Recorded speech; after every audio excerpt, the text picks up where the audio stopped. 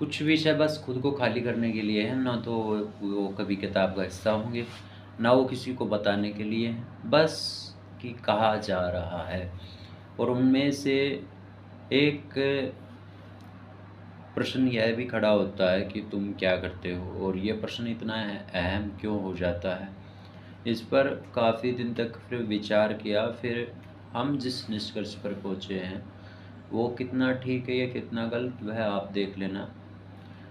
ये मान कर के चलिए, कल्पना कीजिए कि एक देश की जनसंख्या 1 लाख है और उसमें से 60,000 जो व्यक्ति हैं, वह इस मार्ग पर चले जाते हैं कि मैं कौन हूँ? मैं क्या हूँ? या फिर आध्यात्मिक स्तर पर जाने के लिए या फिर ज्ञान को उपलब्ध होने के लिए। अब जब 60,000 निकल गए हैं तो इनमें से 57 अनसक्सेस हो जाएँगे। क्योंकि सिक्के का एक पहलू मैंने बताया था जीवन क्या है, तो मैं बता चुका हूँ कि जीवन क्या है। अब वो यहाँ से तो गति कर जाएँगे और फिर स्थिरता पा लेंगे दोनों बिंदुओं के बीच में, बस आँख बंद करके वो समाधि को पा लें।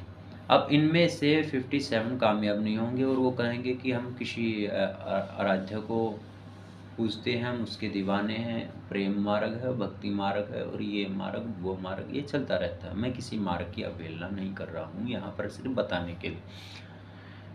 तो वहाँ पर वे जो सरकार जो आपके लिए भोग का जो निर्माण करती है, जो ऊर्जा बनाती है, उसमें जैसे बिजली हुई, रास्ते हुए, पानी हुआ, और इन पर जो लगने वाला टैक्स है वो वह व्यक्ति नहीं देता। सरकार जो देखती है वह प्रति व्यक्ति आय देखती है और आंकड़े के हिसाब से देश को तरक्की करनी चाहिए। अब जो जनता है वह ये देखती है कि हमारे लिए रोज़गार नहीं है। सरकार कभी ऐसा नहीं सोचती। वह दिखाने के लिए या फिर अपनी मजबूती को बनाने के लिए सरकार को अपनी सबसे ज़्यादा जो पसंद होती है वो होती है रेपुटेशन, और वो रेपुटेशन बनती है इकोनॉमी के जो अर्थव्यवस्था के आंकड़े हैं उनसे, और उनको वो सही रखने की कोशिश करती है।